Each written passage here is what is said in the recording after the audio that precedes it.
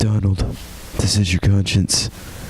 You look stunning signing those papers.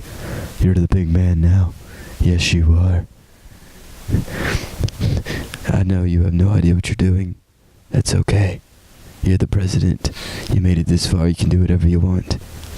May you sign them papers like the good person you are.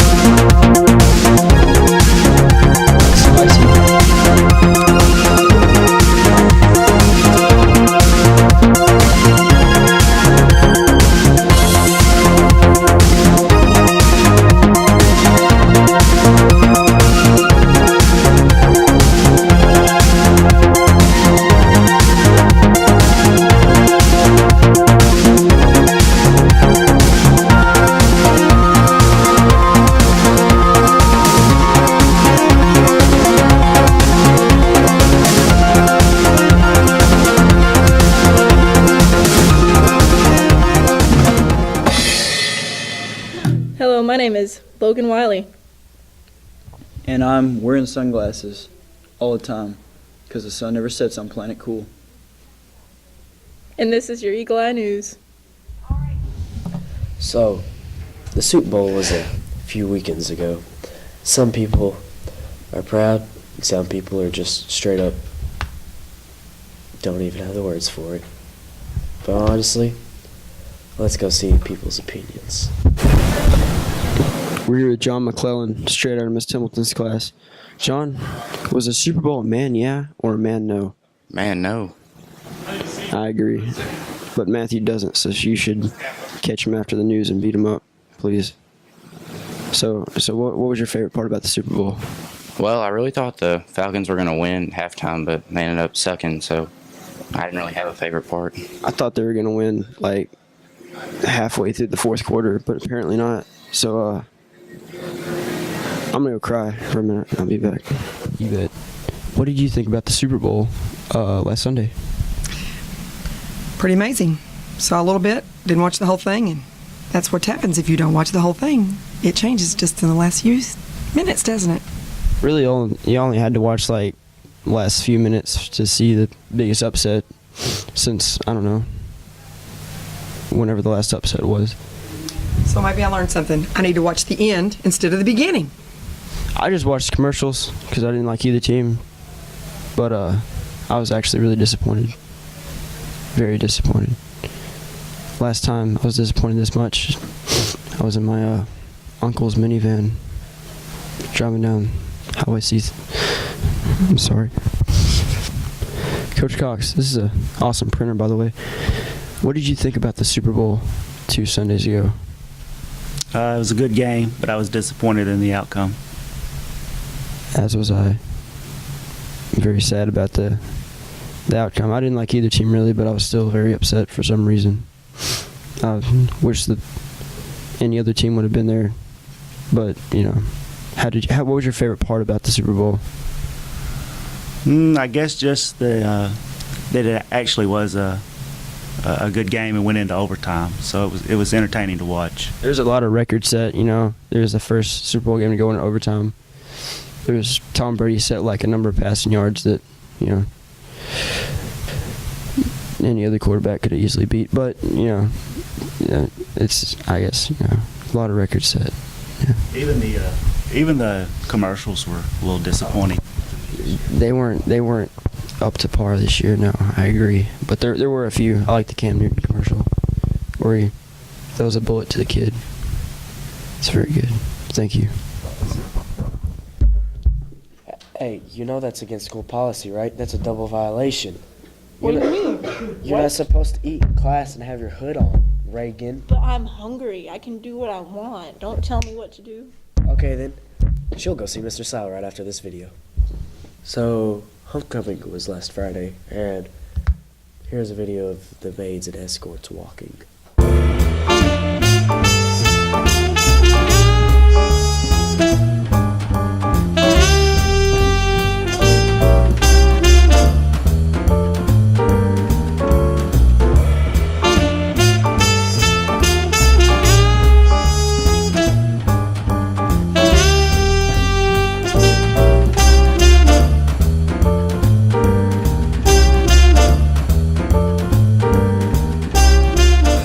This just in.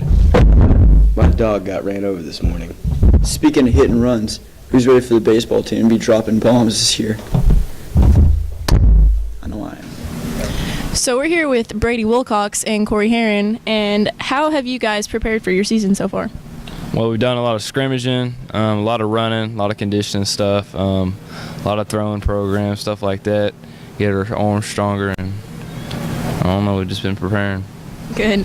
And when is your first game, and who's it against? Our first game is February 27th at home against Desark. Awesome. And how do you feel as a senior, this being your last season? I don't know, it's kind of bittersweet. I'm ready to graduate, but at the same time, I know I'm going to miss baseball, so kind of sucks. Do you have any plans to play baseball after high school? No. Well, I think I'm going to play on a Legion team for the Arkansas Titans, but no college for me. Dang. Thank you. Oh, and today, when this was shot, it was Brady Wilcox's birthday. So Brady, give like a mini birthday speech about your birth. It was a long process. I weighed a good 10 pounds, but I'm glad I was brought into this earth. Let me tell you about Brady. 6 pound, 4 ounce. Big old ball of fur. Thank you. Happy birthday, Brady.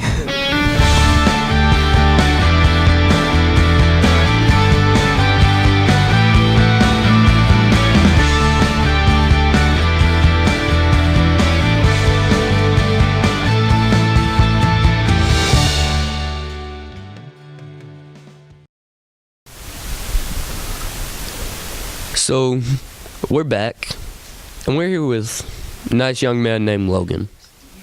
He's been facing some problems, and Logan, can you tell the audience what that problem is? Man, I'm fine. My mom just made me come on here because I'm always crying when I get off a bus.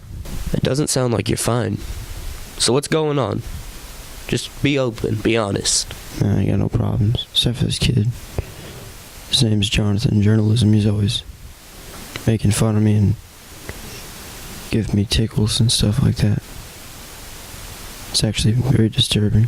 Have you spoken to administration or your teacher or anyone about this? No, I ain't a wuss. Well, sometimes to get these things to stop, you have to be open. You have to be honest. Doesn't mean you're a wuss.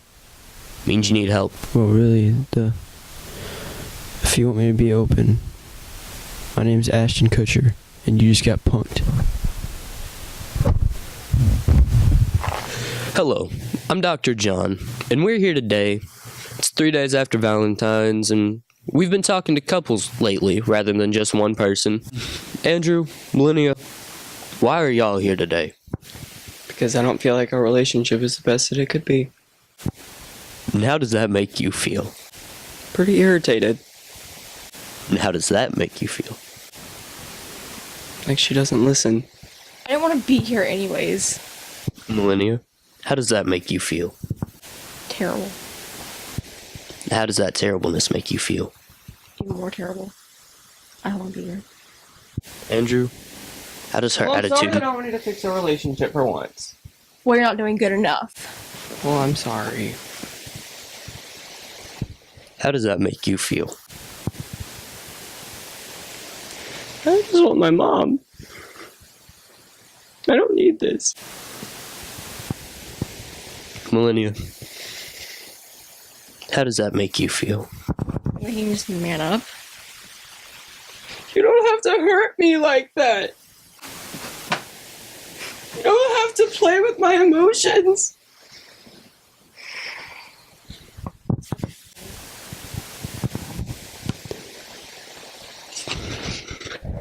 Audience, How does that make you feel? We just wanted to know. We're here with Reagan and Jordan, and why are y'all here today? Be completely honest, I have no idea why we're here. We're perfectly fine. Oh, I do. Well, Reagan, why is that? Can you enlighten us on this situation? You see, John, he spends way too much time bowling. What? Spends too much time bowling? It's called practice. You don't make time for me. Yes, I make time for you all the time. Like when? Like, just like 2 days ago when we were having that conversation. Yeah, that was like a 5-minute conversation about bowling. It was time, though.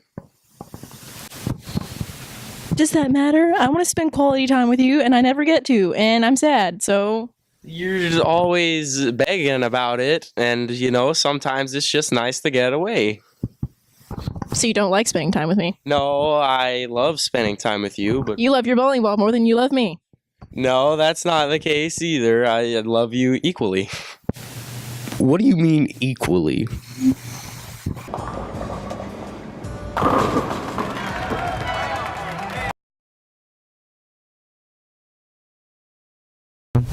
Can you hear me? You ready? 1, 2, 3. Here we go. So we're here with Sean Bain and the rest of the bowling superstars here at Mayflower High. How do you think you did yesterday getting that L? Oh, dude. We didn't get no L. We got no W, man. I heard you, like, sucked. Oh, dude. I was a little hard on myself, but I did pretty decent. But as a unit, we did freaking awesome. You're beautiful. And you, how do you think you did? I did all right, you know, when we did. Yeah, I bet you did. Hey. Did you do good? Okay, interesting. How'd you do? How do you think you did? So how has being the bowling champ affected your personal life? It was very interesting coming down the hallway after all that, so...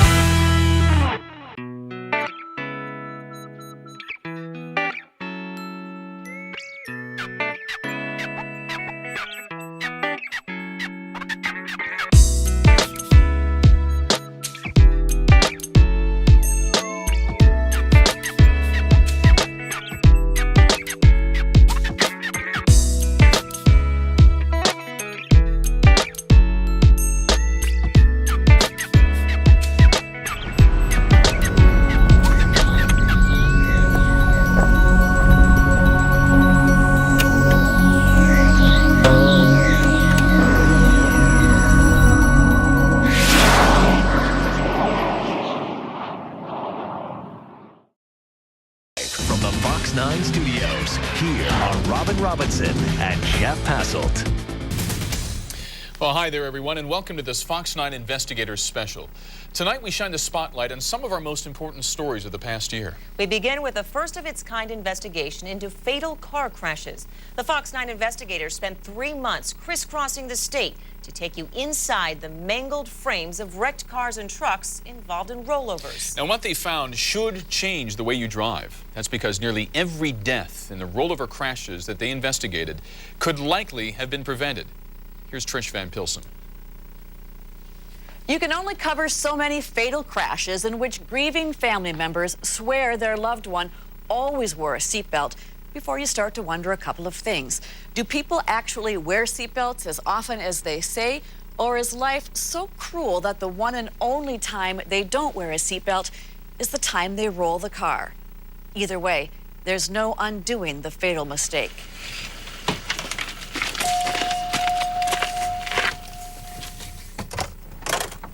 At first, it's eerie to climb into a car in which someone has died. But then I realized they didn't actually die here, but in the ditch or on the road. If they'd stayed here, they might not be dead at all, which is the point of all this. This one mistake cost her her life. It's hard to imagine the grief that follows a traffic death. We're gonna have to find a new normal. learn how to live without her. Getting any worse. We mourn the loss of her, but we also mourn the loss of our dreams for her. But when you see a car like Brianna Reamer's, it just adds to the list of things that you suffer through. Or like the one sitting in Don Rasmussen's tow lot. We see a lot of it over the years. And you think Dozens of people that certainly would have lived had they had their seatbelts on. that maybe this person didn't have to die. It's enough to make you cry. I'm too emotional for this. When young people die, it's harder. And he doesn't even know the people. He just tows the cars and hears the stories. Stories like this one. Richard Rains has kept his son's car. I kept it just to prove a point. His son Dylan and Dylan's girlfriend died when the car rolled and they were thrown. You can't believe it. I know he was a seatbelt person. I believe she was too. 3 months ago, the Fox 9 investigators asked the Minnesota State Patrol and every county sheriff in the state to tell us when someone was killed or seriously hurt when they were thrown from their car. And this usually meant a rollover crash. It's tumbling like a football. Football's got that end-for-end tumble. Whenever possible, I inspected each car and climbed inside. In this crash, the car did exactly what it was designed to do. It absorbed all of the impact on the outside of the car. And here on the inside, especially in the passenger area, it's largely intact. There is room at my head, room at my sides, room all around. There was room to live if only the young girl riding here had been buckled safely in the car. What exactly does room to live mean? The way cars are designed has changed. They're built with what's called crumple zones. In any kind of crash, the front and back ends absorb the energy created by impact by compressing. In a rollover, the ends compress, the windshield often shatters, the sides of the car may bend in some, but the occupant area is supposed to hold up. Safety folks call this area the cage, and for good reason. It is remarkably strong, and if you're wearing your seatbelt, it will hold you inside. But this is what they're gearing for, is protection of the occupants. Fly out of that protective cage, and there's nothing between you and the ground. They don't get dumped in a pile right there. So it says the vehicle comes back up, and they get pitched out. So they get pitched out on the high side. I have not come across a crash yet where the people would have been better off ejected. Gouge mark? The State Patrol was working this rollover crash just outside Mankato earlier this month. It appears as though the occupant was ejected due to the vault or the rollover. The vehicle then appeared to have landed on the roadway on top of the driver. In this car, too, there is room to live, if only the driver had stayed in the car. That was true in every rollover crash we investigated, every single one. This Hummer didn't hold up well in a high-speed rollover. Front and back ends literally sheared off, but just look at the cage that could have protected the driver. For the driver who was not wearing a seatbelt, there may well have been room to live. How about this pickup? No seatbelt for the driver. He flew out the window. Look at all of this room around me. The cab of this pickup is largely intact. This is room to live. In Faribault, we come to see one car, but the owner of Glenn's Towing, Don Rasmussen, has got more for us than that, like a lot of experience. I've been here for 40-some years, so I've seen a lot of accidents. The wisdom that comes with that. A lot of times friends will come and look at the car, and say, man, I told her she's supposed to wear a seatbelt. And not one, but two cars to show us. This is the first. A young mother died when the car rolled and she was pitched out. But look, if she'd stayed inside, she probably wouldn't even have bumped her head. There's room to live.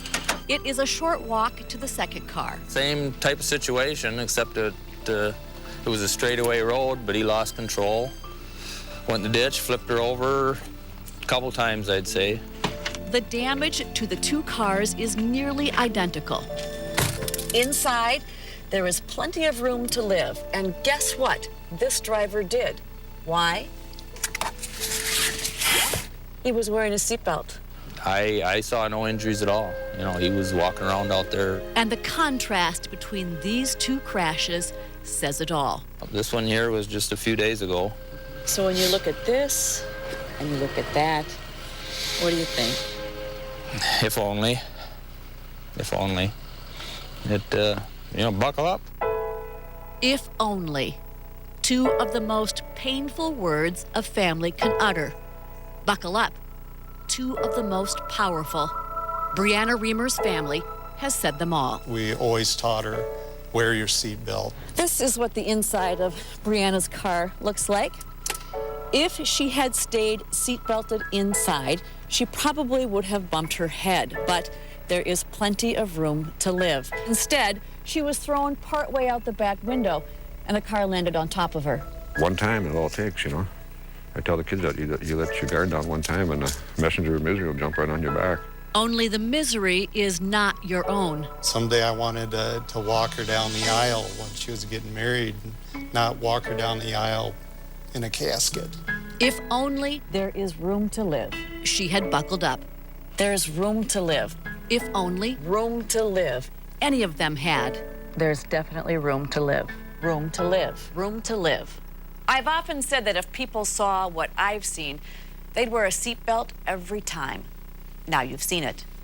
If you want more information on the importance of wearing seatbelts, go to myfox9.com, click on News, and then on The Investigators.